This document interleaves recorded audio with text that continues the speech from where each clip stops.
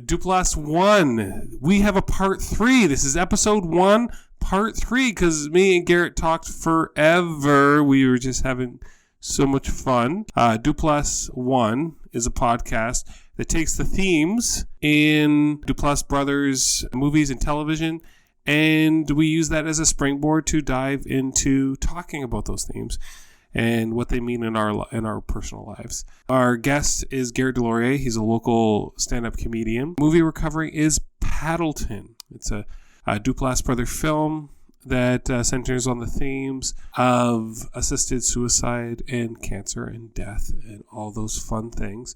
I have my little buddy here, Cohen. Say hi, Cohen. Hi. Can you say hi into the mic? Hi. You're right into the mic. Kiss it. Yeah, you want to be that close. Hi. So, Cohen, can I practice on you? Can I ask you a question? Okay, I'm going to ask you a question. I'm going to ask Garret. But I got one question for you. It's really short. Sure. It is, when you said dying and death and all that stuff, were you actually thinking that was fun? No, that was like sarcasm. It was like, oh, all that fun stuff, because that's like the least fun stuff. Dying, death, that's the least fun stuff in life. There's actually one grandpa that I only got to meet one time. Yeah, your great grandpa, right? You only got to meet him once before he died. And he's actually a pretty nice guy. He was a nice guy. And where he lived, it was pretty nice too. You liked his old folks' home? Yeah. Yeah. Yeah, I liked him too. Do you miss him? Yeah. Yeah, I miss him too. Okay, you want to cry together? Let's just do the podcast, okay? Let's do the podcast. You want to do the podcast? It sounds like you're whistling. When I laugh? Yeah. Let's just do the podcast, okay? We're not going to cry together. Okay. This one's for you, Grandpa Jim.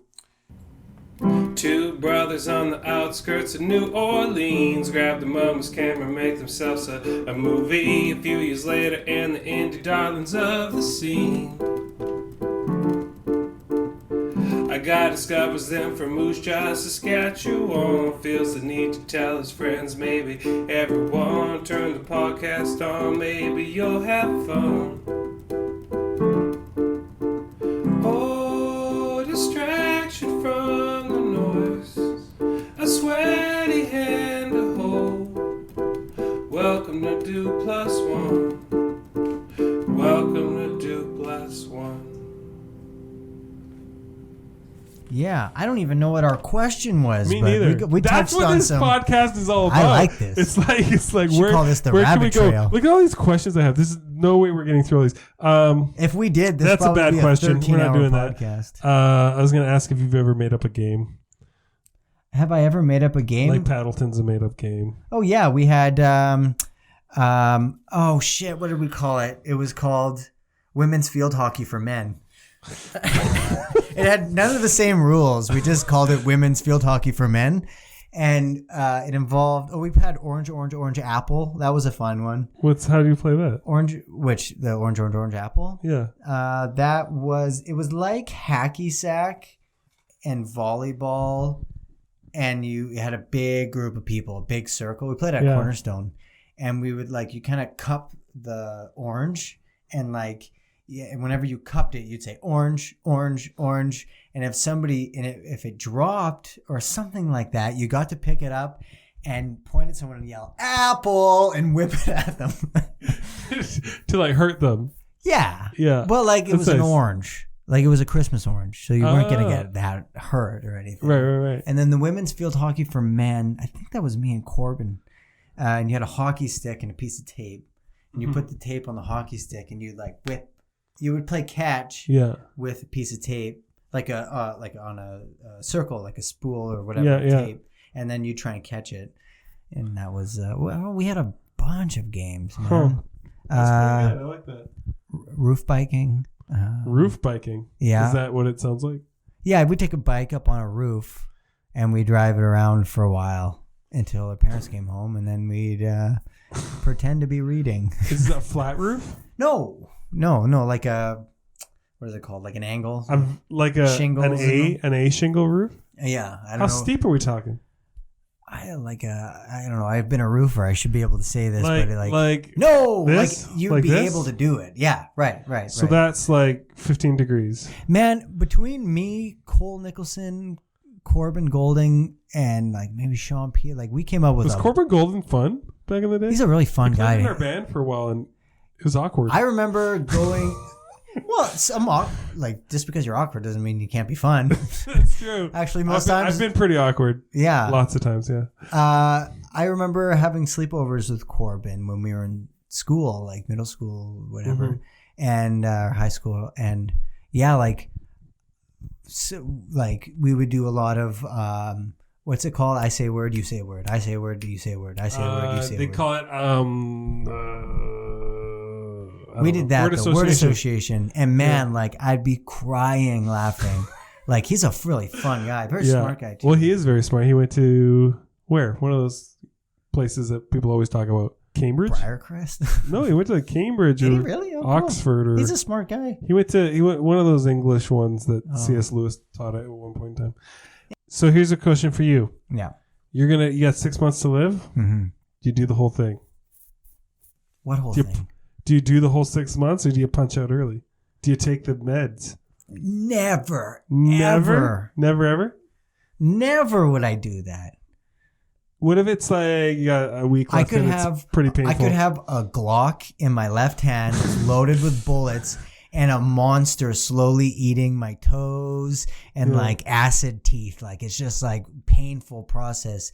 And like I would never, ever, and like never would I ever do that. Yeah. Me neither.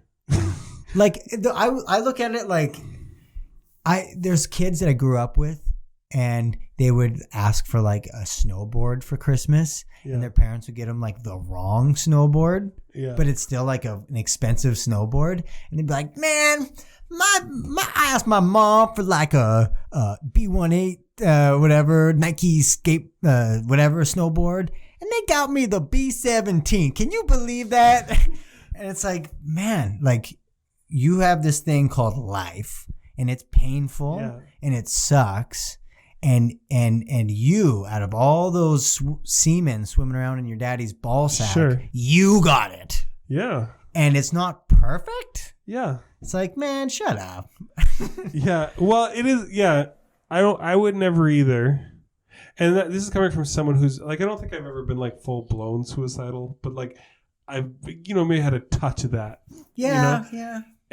But the thing is, even in those moments, it's kind of like wanting to die is an experience. It might not be the best experience. It might not feel the greatest, but it's an experience. And life is pain.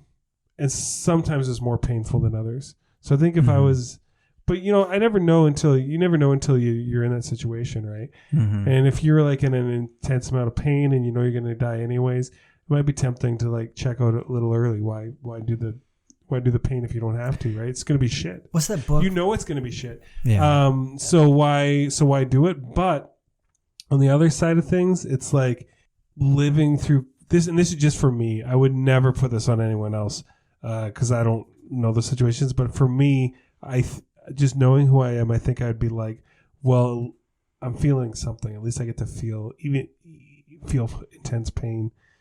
And that's really been like when I am going through hard things, I'm like, at least this is something. Yeah. At least this, I'm getting something, know, and I will never get to have this again, and so. There's been times where I was given or I brought on myself like an intense amount of stress. Right. And I'm like, I wouldn't mind being hit by a bus and waking up in the hospital so I didn't have to deal with any of this. But never wishing away conscious life. I think I'm going to hold on to that like sweet fucking me too. Deer, I'm not going to go quietly. I'm going to be like into that dark night. No. Like I'm going to make it really hard on my family. They're going to be scarred by like how But that said, how I don't go well. If I got cancer, I might not take this is very like I'm talking over here and now I'm talking over here. I might not want to prolong my life until like the furthest extremities of it. Like I might not even take chemo. I might just be like, I got cancer. Like, and then you just go through the. But I'd painfully die of it, and then be like, there we are. Because that's the thing too. Because like, if you go through the chemo and you die anyways, which is what happens most of the time. You're putting, that's worse. It could be. Like chemo's rough. Chemo can be very rough. And if you ask, I know a couple doctors, and I asked one if it was your family member, would you suggest they do chemo? And they said no. Yeah. Because they've seen how rough chemo is, and maybe you get a shot, maybe you eradicate it all. And even like, and this is just my experiences, the people I've known, a lot of times it just comes back anyways. Yeah. So you prolong yourself a little bit. But that's everything. Every time someone's like, you saved my life, it's like, I prolonged it. We're all heading to the common grave. I also think it's funny how like you get sick and you're terminally ill and you want to prolong your life, but for the last like 15 years you just like went to your stupid job that you hate and like went back and watched like The Big Bang Theory, and then like you're not doing anything with it anyway. So it's like today, right now, you're eating this processed food. Put it down. Go for a walk with your girlfriend. Get off of social media for 2 seconds and enjoy it. Oh my gosh. I just got up and started pacing. Because you're right. You're right. We have a skewed view of tragedy, don't we? We do. The tragedy of life is wasted. Doing something you don't want and then going home and watching The Big Bang Theory. Mm-hmm. At least watch like Stranger Something Things. good. Yeah. That's tragic. That's the tragedy. That is so tragic. 60 years of mundanity. Someone who worked on Big Bang Theory is going to listen to this and be like, fuck you guys, man. Yeah. They'll be like... But that's a trash show. I mean, right? It's Friends. No, I got to stop judging. Some people because the thing is, it's like all art. And I feel like, do other people do this? I include everything in art. I include YouTube videos. I include Instagram posts. Yeah, right. It's not always like interesting or whatever. But and the thing is, it's like, I've watched a lot of Big Bang Theory actually. I've watched like 3 seasons. So what do I? What John Lennon say about punk is like at some point, everything with blues and rock has been done. So what you do is you take it back. I'm going to bastardize what he said, but like when the art itself is making something like simple and angry and terrible, it's like, let's see what you can do with that. So like a lot of times people say like, well, Instagram is just like taking pictures of yourself, and like, well, what can you do with it?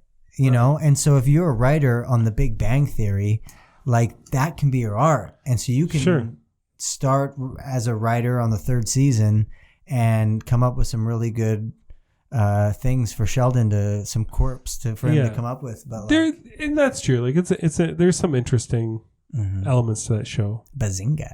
Yeah. I do like that they are fringe characters. I like that about The Big Bang Theory, which is the same with the characters in this. I love fringe characters. Because that's the thing. The people on the fringes are often the most interesting people. But what was fringe 10 years ago is normal today. There is almost no, I get that. Mm-hmm. Yeah. When I grew up, I grew up in rural Alberta. I took a bus 15 minutes to get to my rural school. When I went to high school, it was an hour and a half bus ride. Mm-hmm. It was really out in the middle of nowhere. And they really wanted, people I was kind of living life around, they saw that I was different. I was just super into art and random movies. And then when I became a teenager, I was into punk. People didn't even know what punk was. Right. I was I was showing people the school bus. They'd let us put on tapes if they wanted. So we were either listening to country music radio or you'd put on a tape. And it would always be Guns N' Roses, kind of Skid Rock, Guns N' Roses, Metallica, whatever. Yeah. Then I discovered punk and I was like, oh my God, this is amazing. And I went and actually, it was probably everybody's gonna love this. It's probably pop punk. I think it was MXPX or stuff that's not even hard. Yeah. It's poppy, and people were plugging their ears and yelling Yeah. What There was is like this? maybe it was no effects. It was like stuff that's like not super, they've got that drum beat, but it's like pretty poppy stuff actually. Yeah. And the whole bus went crazy, and they made me shut it off. They're like, and they're just like, and the bus driver was like, never bring that on again. People were like punching me. It was like crazy. So like I grew up being a fringe person just because I was in this rural culture, and I wasn't very rural, and I always dreamed of going to the big city, and I ended up in Moose Jaw, Saskatchewan, so I didn't make it. But like I always dreamed of that, right? And I'd dye my hair blue, and people would call me faggot, and like, it's like stuff like that. But like, I don't know. Are you like, have you ever been a fringe person? Well, if being called faggot is fringe, consider me Pablo Picasso.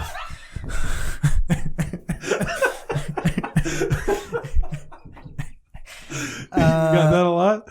No, more like because like I'm not like a tough guy or whatever. You know what I mean? You kind of are though. Well, in today's I shook society, your hand today, and I was like, "Oh, this is what a man's hand oh my feels god!" like. Because I have because I have a job I hate. That's why. And you're pretty fit, muscular. Well, geez, I wouldn't consider myself that, but I'll take it. What was the question? Are you a fringe? Have you ever been a fringe person? French? Yes, DuLaurier. DuLaurier. Fringe. Well, it's funny you have these pictures of Audrey Hepburn up here. When I was like 15 years old, I became like obsessed with Audrey Hepburn. Oh yeah. Let's see. Fringe means weird, right? Fringe means like you're not moving with the stream with everyone else's stream. I'm a Trump supporter that's dating a Mexican. Yeah, that's. No, What does that even mean, being a Canadian Trump supporter? I don't get it. I'm not even like I'm when I say Trump supporter. Your thoughts on things. Trump supporter is the easiest two words to like. I don't even like half of his policies. Like I think like he's everything. What?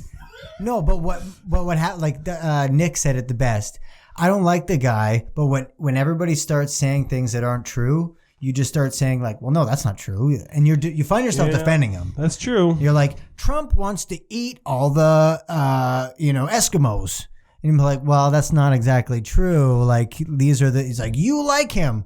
And you're like, oh, no, I don't love him. I don't like him. But eventually you're like, okay. You did have a MAGA hat, though. I do have a MAGA hat. It was given to me as a joke for my birthday. Oh, I didn't know that. But I asked for it.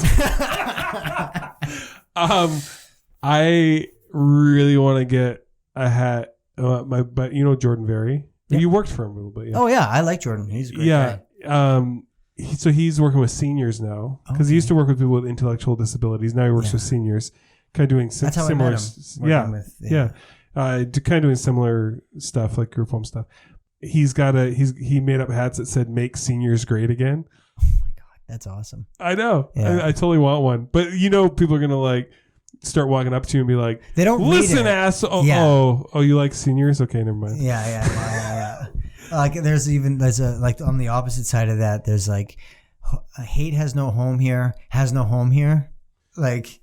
It looks like a hate has a no home here shirt, but then it's like hate has no home. Is that a phrase? Hate has no home. Yeah, that's like the left right now in the States are like saying hate has no home here. Yeah, and like that basically means I hate Trump, and I hate Republicans, and I hate you. Yeah, but yeah, it's just these sayings oftentimes just get misconstrued, and it's just they're dumb. They're platitudes and they're tropes, and like nobody gives. It's all tribal. Nobody gives a shit. But I find myself defending him because it seems like everybody else goes off and on about things like, Trump has golden lotion and he spends $3 million a morning putting lotion on his feet and it's gold and it's going to capsize the economy. It's like, well, I don't think that's true. It's more of a silver-based lotion. Yeah. That's interesting. I don't know. I wouldn't consider myself like Trump supporter by fringe. default.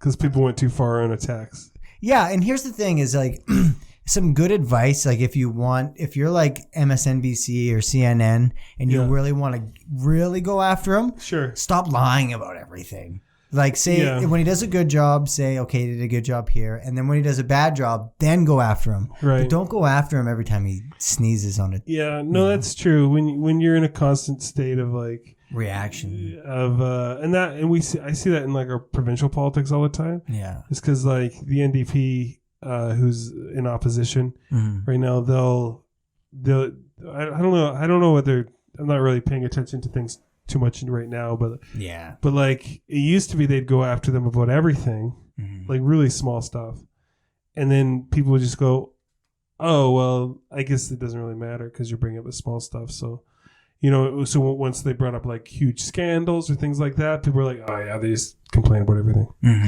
And as the opposition, it's your job to take the government to task, right? So really, it should you should just wait until there's a bad thing, because there will be, and there has been, and then you just talk about that forever until something worse happens. Yeah, well, that's when you strike, because then it means something. I feel like we're going too long, but I'm having fun. I'm having a lot of fun too. I just want to. No, we're good. Oh yeah, we're good. Joe Rogan has 3-hour-long podcasts. Oh, and the best ones when he has the best ones are 5 hours. He does the really long ones? Well, because the last time he had Eddie Bravo and Alex Jones on, and they smoke pot, or the reason why they go 5 hours because it's so fun. Yeah. And, the ones that go an hour and a half, it's oh, so you got a new book coming out? Oh yeah, all right. What's it about? Okay, well, thanks for coming out. And it's all right, no, let's keep going. Those are the really good ones. Yeah. And I don't really follow Joe Rogan too much. I have 100 million other podcasts I listen to. Do you listen to Joe? No, not really, but he comes up in my YouTube feed a lot. I think there must be a deal between him and YouTube. He just says smart. So this is actually what I'd like to eventually do once I get cameras in here. He'll load the whole video podcast on YouTube, and then he'll cut it up. Yeah. Into clips. 5-10 minute segments of things they're talking about. And then if you get one of those, then there's a loop to another one. And then there's a loop to another one. And then there's a whole thing. Yeah. And it's it basically creates its own algorithm, right? Well, and he also does something else that's smart, which is he'll have a comedian, then he'll have a scientist, then he'll have an entrepreneur, and then and it kind of has this whole realm of everything. And so if you are a person that goes to YouTube about entrepreneurial videos or about scientific videos or conspiratorial videos or comedic videos, right, then he's kind of got the market cornered everywhere. Yeah. And that's smart. Maybe that is smart, because I kind of only wanted to have artists of some kind on here, like people who create. Yeah. Was kind of my idea, but you know what? Maybe I'll branch out. Hey, maybe I'll have a professional. I think that the true art, though, you're talking about is this art or is that art? I think the true art is business. Oh, don't say that. Whoa. Because I can't succeed. No, you're talking to Mr. Fail right here. If it's business, yeah, it's creating, great, turning that into money, as Bo Burnham would say. Some people think you're funny. How do we get those people's money? Yeah. All right. Just sad. Okay, here's a big question. That scene of Michael dying is heartbreaking. I think Mark is a stellar actor. He's done so many great things. That performance is pretty amazing. Yeah, it's great. Because you said you didn't cry. No. I've seen this film 6 or 7 times. I've cried every time. But I'm trying not to. Yeah, I don't know if I would have watched the movie and not known that we were going to talk about it. Yeah. If we just picked it and I'm it's a comedy about two friends, I might have gotten a little teary-eyed. Yeah. But you literally sent me a text saying you're going to cry. And I kind of do an end game on that. It's not going to be that sad now. And Noah and I, after we watched the movie, we went through a list in our head of what are all the really sad movies. Yeah. And we were The Boy in the Striped Pajamas, and then that scene at the end of Forrest Gump when he's talking to Jeannie, and I cried during that too. Yeah. Oh yeah, and we're Googling what are the sad Titanic or whatever these tear jerking movies, tear jerking, coughing. Yeah. Toy Story 3, all these really sad movies. I only cried in the most recent Toy Story. I never seen it. I'm becoming more of a crier though. Yeah. Yeah. And Never I was. think I'm becoming less of a crier. Oh yeah. Yeah. You're hardening up. I'm softening up. I think we're going this way. Yeah. And then in 5 years we're gonna have a conversation where we're going this way. Yeah. We'll see. Yeah. It's all life is a pendulum. Do you know what I cry a lot to? Huh? News stories. Oh really? Oh yeah. Oh. Like it'll be like people just got bombed and killed. I'm like, jeez. You're like, God damn it. And if there's a picture, so I get really... it doesn't even need to be a picture because I can just think, okay, that's kids. My kryptonite is soldiers coming home and surprising their kids. Like when the kids don't know their dad's home, and then they turn around and here's like, and they're like, oh my, and I'm like, anything father son gets me because I have sons. So I'm like, as soon as I start watching, I'm like, I'm gonna cry. That and squid porn. It's like. That image of do you remember those Syrian refugees? There's that kid that died. I know what you're talking about. There's that picture of him on the beach. Yeah. Yeah. That was rough. Yeah. I cried a lot to that. And it's so weird because it's like you cry to art that are real people acting out fake situations. Because you're like, oh my gosh, this actor, you're crying because this is real. And this reminds me of something in my own life, or this, even if this just makes me reminds me that this is happening to people, or did happen to people. If it's a historic thing, and so news stories is the same thing, except for it's like this is happening right now, and this is their address. I find it so hard to do that. Like it almost to me has to be a piece of art to get me really emotionally involved, because I find with news stories, I'm always wondering like what the agenda is behind it. Yeah. Like I'm like, okay, why are they trying to that's true. Get us to that's true. Because art isn't trying to manipulate you politically. Yeah, it is a little bit sometimes. I don't think so, a little bit. I think it's one of like the last like free places that aren't too biased. Just, like in general, like art. Like movies is not trying to politicize things? Not like the news is, right? Right. It's different. Like a pretty good example of this is like whether you're pro-life or pro-choice. Yeah. I think it's just like people kind of join their camps and they don't listen to the other side, and each side's got good points that no one wants to hear. That's my personal take. But if you look at the okay. If you look at the art that's made, like every abortion film I've ever seen where abortion is talked about, it's really not biased. If it's like a movie like Juno, where she almost goes to get an abortion and she doesn't, it's just showing it's about people. It's not about the politics. It's about this is a really hard decision. She couldn't get out of her head. She didn't do it. And then you got movies like Grandma. With a girl from Ozark and the grandma. Oh, that's horrible. I can't remember her name. But like that, she has one. Still paints it as something very difficult, right? It's showing the person's experience of them. She does have the abortion, but it's not. It's like, and it was no big deal. It's not politicizing. It's humanizing the experience, and that's different. Sometimes people humanize too. Politicize, but like in these cases I really don't see this. The only really one I see is like this and then what was the other one? Problem Child was it called? Yeah, do you remember that actress that was on Parks and Rec, and she was that, and her brother would always say, "You're the worst, you're the worst." Oh, like they were brother and sister. Yeah, she was. Like, was it called Problem Child? She was in a film that was like a really great film, and she has an abortion in the film. Pro-choice? But I don't think any of those films are pro-choice. I think they're. I don't think Juno's pro-choice. I think Juno's. If you have, if you're painting, but like the woman who wrote that is a hardcore feminist, hardcore pro-choice. But she's not writing propaganda. She's writing a human story. Right. So, like what I'm saying, like John Dale and I invented this game called. We didn't have a name for it yet. We'll call it like politicize it, and we'd just be like chair. You'd be like chairs are right wing because, and you have to come up with a reason like that. You'd be like, okay, post-it notes. Post-it notes are left wing because like that. It's actually a very fun game. It sounds fun. It also sounds, it's like only play it with it's people. It's like good, but it's not good for you. I like it. Call back. Which is what's my favorite pro-abortion movie? No, I was gonna say, have you ever seen a dead body? Yes, my grandmother.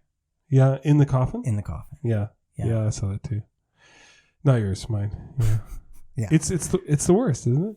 It's I like wouldn't that's say it's not the her. Worst, but that's not her. Well, with my sisters, actually, my sister Sharon and Nicole had to reapply the makeup because the person that did that in the first place put it on like Mimi from Drew Carey, and they're like, gosh, yeah, and they're like, we're redoing this. This is not at all what she looks like. So they actually had to clean her and reapply the makeup. My initial reaction was like horror that they would have to do that.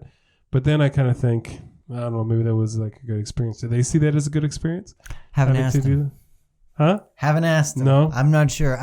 My sisters are, I assume we were both raised by the same parents with the similar childhoods. Like, I would probably feel like they would be uncomfortable, but not, it wasn't a life-altering situation. Right, because they would rather it not have happened. Yeah, in the Muslim tradition, you wash the body. It's part of the process.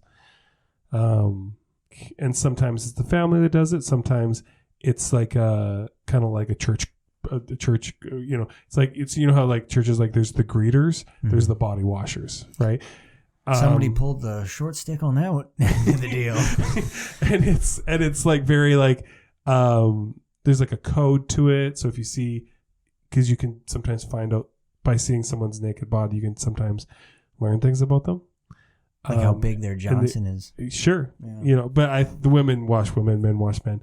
But things like if they had a tattoo that no one knew about. Yeah. If they had a C-section, but they never had any kids, or personal that I knew about, or like details. So there's things you find out. There's like a certain code of secrecy around it, right? Obviously. I personally have 3 nipples. So. Yeah, but you knew that. You don't want you want someone washing your body and going around. I didn't know that. Is that true? No, but I do have an Audi. Yeah, that's an Audi. Not an Audi, an Audi. If you want me to be interested in your Audi, don't start with I have 3 nipples. Yeah, dang it! I went the other way with that. Okay, yeah, I've seen a couple. Yeah, I've seen my grandma. I once. There was like this street light in Regina when I lived in Regina where it would the walk light, I don't know if it was broken or something, but it was like the walk light would only be walk for like 3 seconds, and so people it got to where if you're a local you didn't really trust it, because you're like, well, I can probably still go, and you just kind of look at the lights and try and and then one time I was crossing there and there's 12 this kid. Looked like they were probably 12. I couldn't see their face, but I have like, they were they were wearing a parka. It was winter. Yeah, they were wearing a parka and they were like face down on the ground, and the parka was over their head, so I couldn't really see. And I just kind of looked over, and the police were already there. Yeah, that's too bad. So, and I was like, oh, add that to the list. Yeah, my buddy, when I was in high school, we did garbage cleanup day, and my buddy. He was like, oh, there's a jacket in the water. There's a person. So you've seen quite a few. I didn't see that body. I just saw the kid. My grandma. Back when I was a youth pastor, one of my kids died. Really? And I saw him in the casket. Yeah. Wow. But it is like the kid was pretty jarring. The funeral one's such bullshit to me. I don't even register it because you're just like, that looks nothing like them. So. Right, but it's technically a dead body. So if you're writing a list of all the dead bodies you've seen, you definitely have to put that on the list. It's true, but I don't know if it's like the stuff they do to the body afterwards, or just because there's no soul there anymore. Right. I don't know what it is, but you look and you're just like, that is not them. Right. Right. Mm-hmm. So at least that's my experience. Maybe other people get something out of it, but I don't. I like this method. You have these Post-it notes. Yeah. Yeah. That's a dumb question. I don't know why I wrote that down. I also like this room. I mean, just look at all these pictures forever. I mean, I see even the Lord's Kitchner song set list here. Where? Right here. Intro, Pack Rats, Jam Song, Smoke Signals 90s, Predesco there. I took your set list and I kept it, and you didn't even know until And now. you're wearing a Lord's Kitchener shirt. I am. That's a coincidence. Fanboy. Lord's Kitchener, if you remember, it was Garrett's band back in the day. But also, like, worst name, man. Lord's Kitchener? Yeah, because it's so close to another band. Lord Kitchener. You got it wrong. Lord Kitchener is a musician. Yeah, he's like you're Lord's Kitchener. Kitchener, yeah. Not Kitchener though. No, Kitchener. Kitchener. Yeah. That's way too close. It's like that band, that comedy band that they call themselves Nirvana the Band. But they're not called Nirvana, they're called Nirvana the Band. Yeah, that's funny. It's too close. But yeah, I don't know. Like, I feel like I've heard the name so many times that I just identify it with the band that we were in. And right. Yeah, if you're like... But anyone else, that's Google for sure. We just add a little S, I suppose. We didn't know about the Calypsonian... I think he's got a song like a Jump in the Line. Okay, I forgive you. Oh, that's him? That's him. Jump in the line. I'm pretty sure that's him anyway. Okay, but he was Lord. That's a Beetlejuice song. Yeah. When Winona Ryder's dancing at the end with all the football players. Yeah. But Lord Kitchener was a World War I general. Yeah, for England. So that's how you knew. Yeah, and then we just... Yeah, of course. Drake, I think Drake not the reggae artist, but the general from World War II that no one's ever heard of. Yeah. Exactly. No, garbage. It's just we've talked about everything, and then I used to have stupid things like that, like this, where the last two characters you meet, like the mother and her son, when he's they're moving into the apartment. Right. The mom's name is Kirsten, and the kid's name is Stuart. Oh, really? But that's not much of a question, is it? It's just you ever notice? Maybe that was just an insider joke. Yeah. Like, you got to think that a lot of these guys probably throw in quite a few insider jokes. Yeah. Yeah. Well, do you think it's on purpose or total coincidence? I bet you there's a number of Kirsten Stewart. That's... If I were a filmmaker, by God willing, someday I might be. Yeah. I'd throw in a couple dog whistles here and there. Yeah. Oh, here's one. Here's a good one. You said you stopped smoking. Do you still drink? I will have, yes. But so the way I was drinking before was like, oh, this guy's got a problem. Like, yeah. This guy's getting drunk every night. Yeah. Like, literally. So you getting drunk every night. Yeah. We maybe once every 2 weeks on a weekend, we'll go buy a case of beer and we'll share it. So I'll have 3 or 4, or even like I'll 5 or 6, like a little bit more. 7 or 8, whatever. 7, 9, 10, 11, 12, 14, a Mickey, and it gets to the point where I'm not even, I don't even feel that drunk when I go to bed, and the next morning I'm not hungover. Right. But I still do ingest the alcohol. Yeah. It's not like I quit. Well, you and me both like a drink. Like I feel like I should probably eventually cut it out of my life, but I'm not sure if I can. I feel like the reason why I cut down on beer, a big portion of why I cut down on beer is because I love it so much. Is because if I don't curb it, it's going to cause a problem, and then I'm going to have to quit it. And I don't want to have to quit it. So I want to have my treats every here and there. So I gotta dial it down a back. That's funny. It's because also you I don't drink less because you love the alcohol so much. And it's not. I hear that. Yeah, I feel like I'm doing the same thing. I drink less and less often because I love it so much. Yeah, I think I'm the same. Like, but also I got really paranoid. I had a few to drink. I drank a whole growler. I don't know what that is. That's a person that likes to no, it was like 1.5 liters. Is that a lot to drink? I don't know. But and then I started getting super paranoid. Oh yeah. And then I started like looking in the mirror. Oh really? And like I started looking at my head. Yeah. And I was like, I think I have, this is so bad. Yeah. I was like, do I have fetal alcohol syndrome? I just got like I got FAS in this bitch. But look at my head. It's weird. I mean, no, You don't have a weird head. Weird's not the right word. You got a weird haircut. Weird's not the right word. I have a head. Look, it's skinny here, and then this is wide here, right? And I started like Googling men's heads. That's my favorite band. They're playing at the Mercury Lounges. And trying to see how normal my head was. Because I am, it used to be worse, but I used to get really paranoid about what if I'm crazy and I don't know it. I probably had a year where I was stuck on that.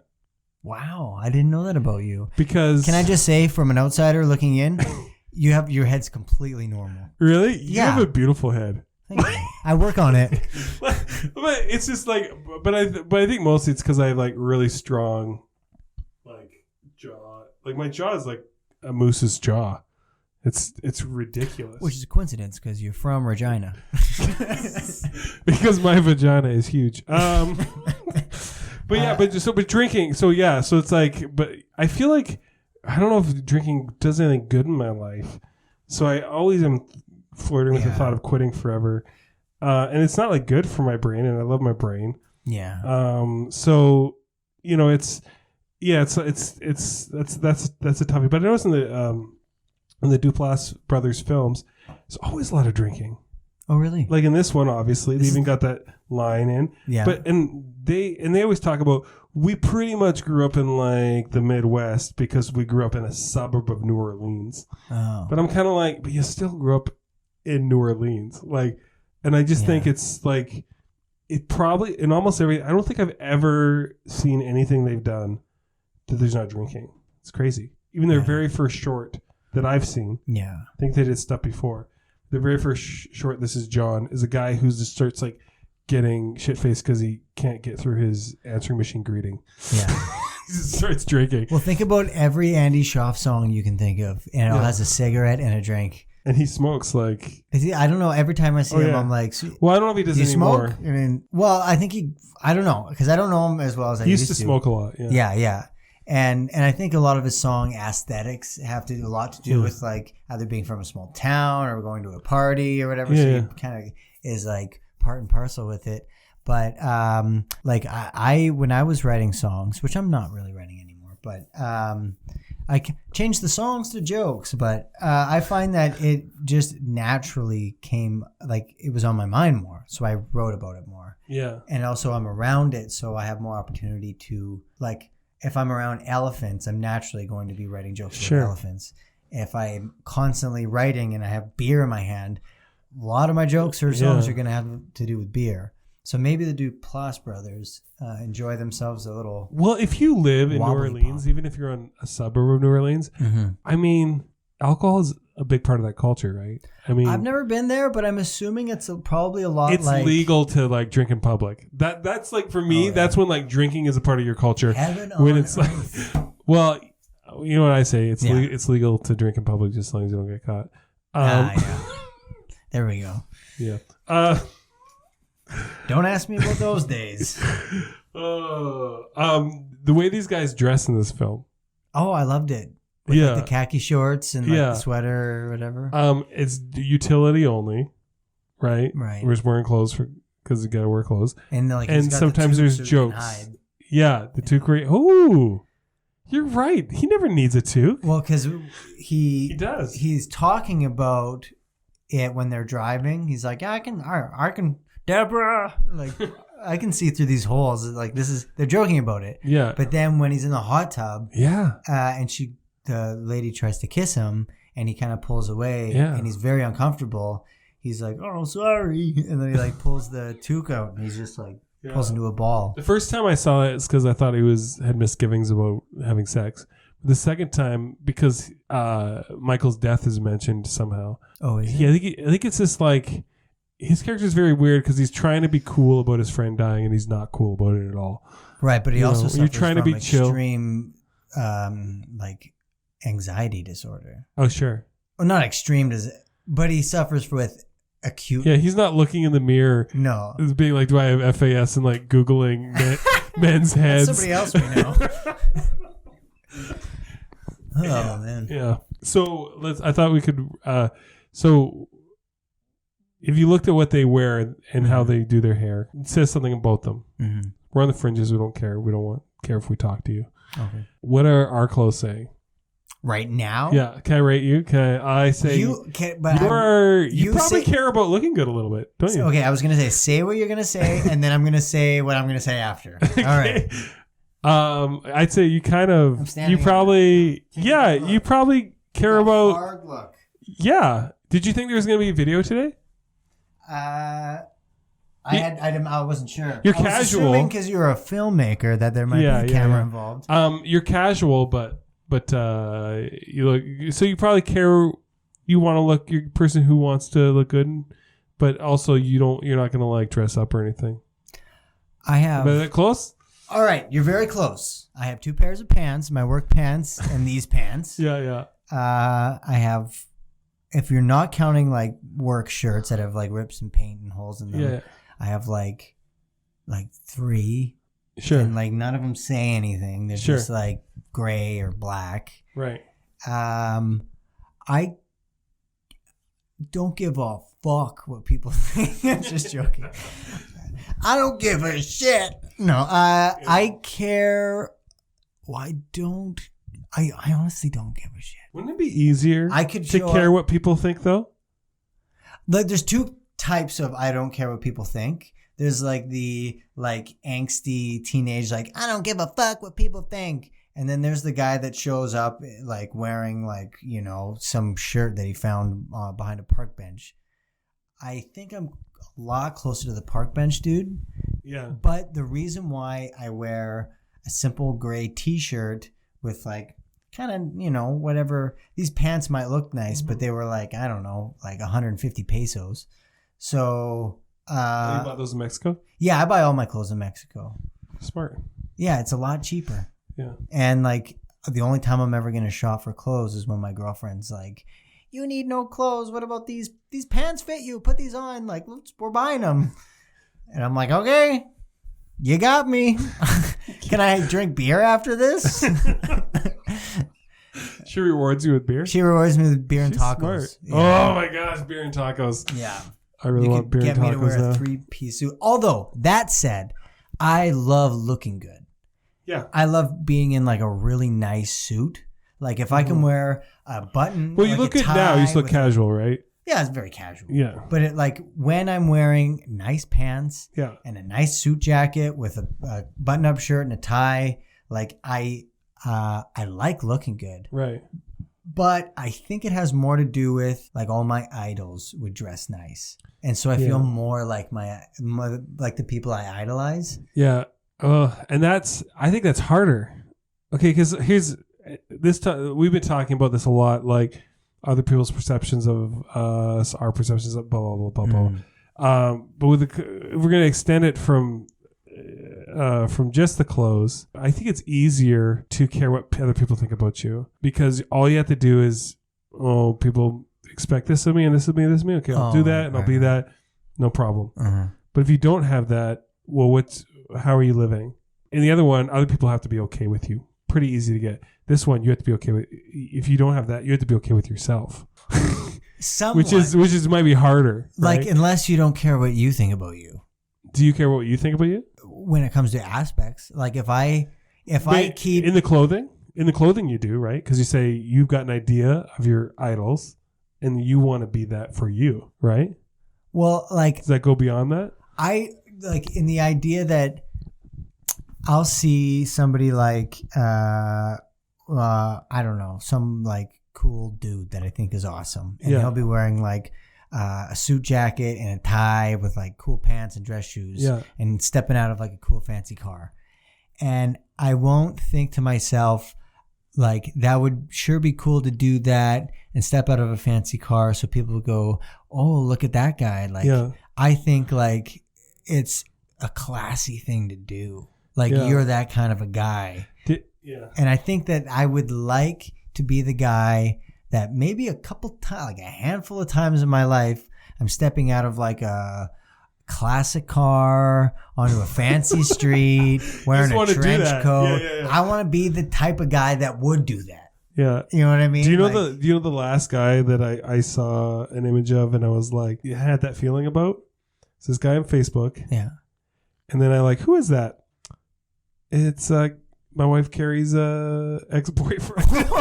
You know, Carrie, I think I want to be a little more like your ex-boyfriend. And then you're just like, maybe maybe she maybe she should have got married earlier. Because marriage is like you want to go into marriage on a high, right? Right. That's the idea, right? Yeah. So actually, that's probably dumb. You should probably go on a low, and then you're just continually impressing your spouse, right? There are different strategies that people take. What's your strategy? Well, I mean, falling in love was my first step. No, I think I got lucky. You know, like if I was a stock, yeah, I was a house after the 2008 housing crash. You know, like. I was, my stocks were low. Yeah. She bought, what is it, in a bull's market?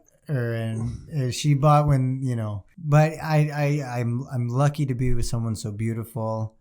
But, you know, she's lucky to have a guy as smart and handsome as I am. So, do you think there's like oh no, I'm not going to ask that. Those are the questions you need to ask. Whenever you're going to ask a question, you stop yourself. So those are my favorites. So you know how like you go to a different country and sometimes your money's worth more? Mm-hmm. Oh, okay. So my Canadian dollar as compared to her Mexican peso? But I don't know what I'm asking. I didn't marry into it's good. Kind of insulting. I didn't marry into wealth. I married into good weather. No, the question was like, do you feel okay? So, do you ever think, oh, I'm not going to ask that question. It's a dumb question. You're saying that to the wrong guy. No, I'm not going to ask that question. Okay, well, I'm going to answer the question I think you're asking, which is, I'm a dime a dozen. I have no idea what you're going to ask. You don't? No. Okay. Like me being you didn't know where I was going there? I'm going to guess what your question is. Okay. Me being a white Canadian. Sure. That has probably the ability to make more than the average Mexican has the opportunity to make. Yeah. Her marrying a white Canadian, is she like doubling her value or like getting more bang for her buck? Okay, I'm just gonna ask it. So it's that's close. The white thing, it's like it's just like So I have bring it back to Christine Woods, right? Mm-hmm. She's teaching English in Taiwan, right? Yes. And I just want to get the country right. And she's dating a guy from Australia or whatever. And she said it's kind of rare for women for like he's also teaches English and she teaches English. She English in Australia. Yeah, and she says it's kind of rare because the guys who go over there usually they can like have 5 Taiwanese girlfriends that are all gorgeous because their stock is higher there. She says she sees really ugly guys. Yeah. Who are ugly here, mm-hmm. and they go over there, and they go over there, and it's like this is handsome, amazing dude that speaks English, and like if this dude was in Australia, so he can only get a certain number, like this woman's only so hot, but if he goes to this other culture, then he could get like a 9, like a babe. Yeah, it's a question. Basically, it's like, do you ever think was your stock worth more in Mexico? You know, like but that's kind of like an insult. It's kind of an insulting question because I know because you're an awesome guy. I'm not saying you're not an awesome guy, but all I know is that she's very beautiful, and I'm lucky to have her. It's the right answer. Yeah. Oh, okay. Okay. My other question is, so you know how that part where he's talking about.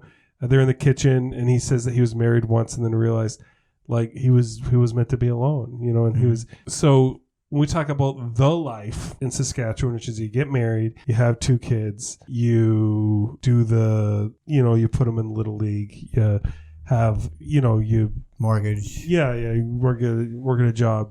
Maybe you like, maybe you don't. Are you meant for that life, and how much of that life do you feel you're meant for?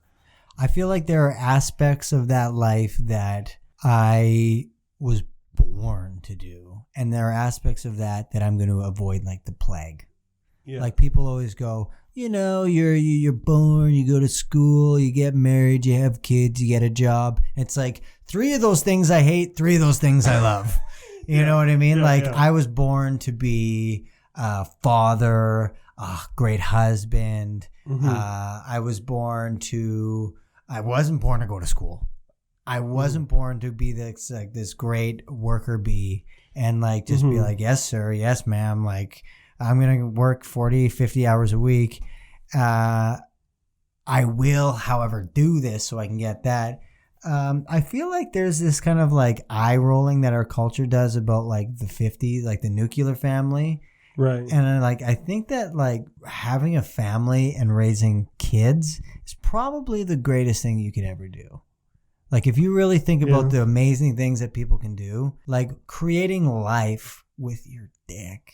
And you know what I mean? That's pretty crazy. And her, whatever, female. Yeah, she helps. She had something to do with the process. Having kids, being somebody's life partner, raising them kids, having a family. It's like a small little army, you guys are together. You're a team.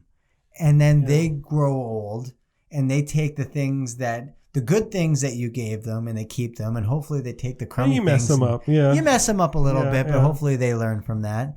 And then they create other little yous. You create a little you, and then that little you creates other little yous. Sure. And it's a little more polluted with other DNA, but I just think that the family life is probably the most amazing thing that anybody can do. On the flip side of that, going to some job you don't care about for because you have to is essentially someone paying for your time, which is really important so they can make money. Right? Or if it's a public service thing, that's different. And when it's built into society, it used to be that your father left you land and then you built on that land and then you took some of the livestock and then that happened for thousands and thousands and thousands of years. And you maybe acquire more land and acquire more livestock. Yeah. But that's basically the idea of it. Now you get these mortgages and you got to have a car. And then the price goes up because we go into debt to pay for it. But because they know we have to go into debt and live our whole lives paying for it, the price goes up, which makes the debt bigger. Yeah, yeah, and like what you're talking about, it's slave. you get land from your father or whatever. What you're talking about was the Agrarian Revolution, but that's not sustainable. What is that? Because you have and what happened is pre-agricultural revolution. So we're talking about the agricultural revolution, or I think they call it worst the Agrarian Revolution ever. I'll take the technological revolution and it really did change things, everything. But because it freed other people to do different things. Yeah, you could. But it also was blacksmith or it was that whole passing down to your kids and people living those lives forever. That wasn't sustainable because what ended up happening is you'd have 4 kids and then you'd split the land into quarters. And then the next generation, they split that into quarters. And so really that was not sustainable. And then that's when you see the boom of other things. We get into the Industrial Revolution and all that because agriculture isn't sustainable for large groups of people to do, right? Because there's only so much land. But yeah, I mean, we can totally I would disagree with you, my friend. I would disagree with you. Make more land. You can acquire more land through purchase or conquest. You can just get some more land. There's people on that land already, right? What do you mean? You look around Saskatchewan, it's fields of nobody, and then you look over here, it's fields of nobody. No, that's true. Saskatchewan is an anomaly. Well, no, but you can. Saskatchewan, not everywhere is like Japan either. Saskatchewan's an anomaly and Japan's an anomaly. There's that middle ground that makes up most of the world. Yeah, but here's the thing. We're using all the land. For what? Something. But we could be Every piece of land in the world is something's happening. Whether it's like we just got nature here, whether it's being farmed, whether it's cities, it's all taken up, right? Every time you do one change, you can make changes to the land. You can say, "Oh, this isn't farmland anymore; it's a city." That happens a lot here. You can do this isn't grassland anymore; it's farmland. That's what happened 100 years ago here. Mm-hmm. But you're just changing the purpose, right? If it's privately owned, you can do whatever you want with it. Or if it's chalked up into everybody living in cities, and then you pay a handful of farmers to make food for everyone, like that's one way of doing it. Another way of doing it is you split all that land up into. Yeah. Well, it's another thing like resource economy is unsustainable either because there's only so much oil, there's only so much. I guess trees you can replant. Keep finding more, but like. Yeah, but I mean, like, keep being able to use it more efficiently. Going heavy on resources isn't sustainable. That's why I think it's like, I don't know. I think the arts are going to save the world because the arts, because paint a goddamn picture, feed your kids with it. You could draw a picture of a turkey, you still can't chop its head off because there's only so much stuff, right? But there is basically every time you stream something on Netflix or whatever, you paid for that. You just bought an idea. Someone showed you ideas and you paid for it. So we're living in an information age. Yeah. I mean, of course, there's the parts of the computer and all that, but for our economy to work, we need to be selling and buying, and there's less and less stuff to sell and buy, right? So yeah, I could get into this. We could eat this like a turkey painting. Oh, well, what do you want to say? What? Get into it. Oh, like you want to get into it in the third hour? Fourth hour? I want to see if I have any more questions. All right. I just think that I would prefer going back a couple of centuries, make this world great again. I'd prefer a more simplistic way where like I can provide for my family with the means of in my yard, with food and with really like the things that I can make and the people were doing that for thousands and thousands of years, and it just in the blink of an eye we've changed it. And then we say, well, we can go back to the way it was. I go, are you crazy? Like, you don't want to do that sometimes? What do you mean? Go back. All the time I want to go back. You do? Yes. I don't want to. Me too. We should all live on farms. All live on like acres. We should all have an acre of land or whatever you want to buy. You can have the biggest hectares and hectares of land. Can't do it though. Why not? Without mass. Okay, so the mess. Without mass casualties, I was going to say, because gotta crack a couple eggs to make an omelet. Okay, so right now, so let's say we go back to, we revert the Industrial Revolution. So let's say we're going back to you're planting your own food, you're doing all that, and you can only do that with animal power and human power. So let's say that's. But we have. So you do have other technology. We have that now. Like, so you use iPads, we still have cars, we still have computers. Okay. That was the iPad. We still have so there's three revolutions, right? The Industrial Revolution, that was second. The first one was the Agricultural Revolution, and the third one is technological. We still have all that.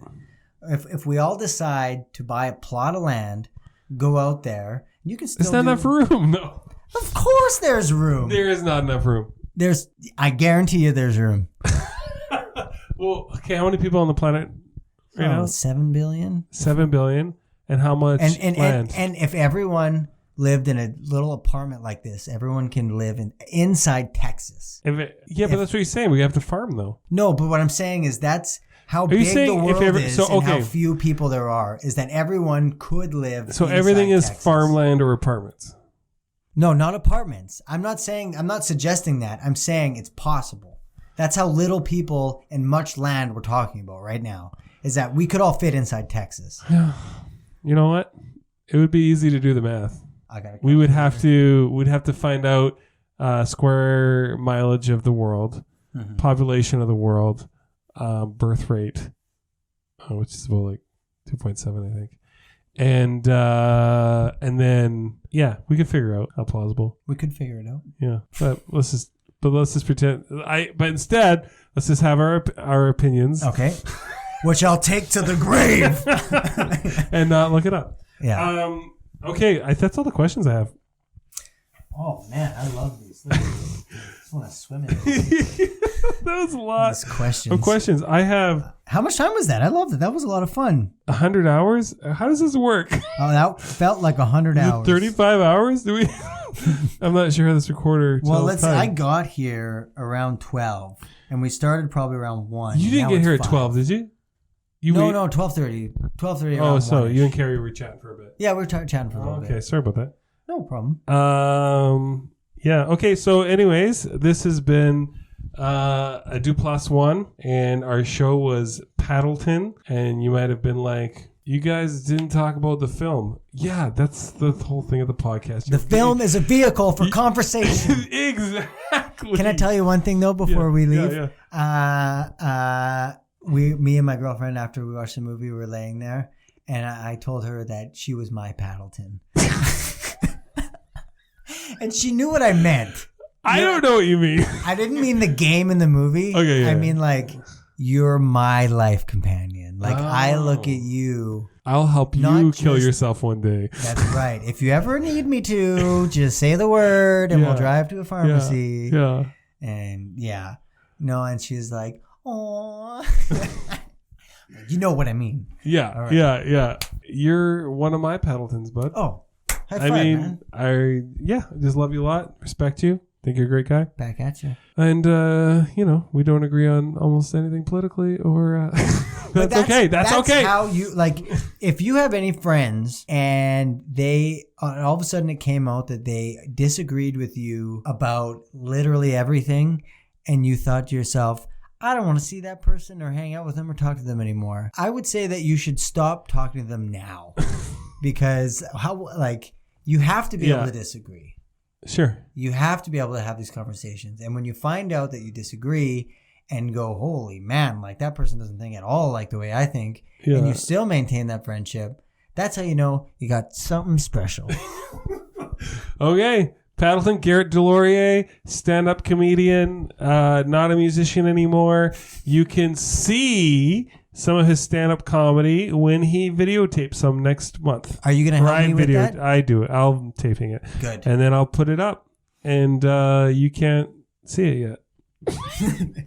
Yet. So, see ya.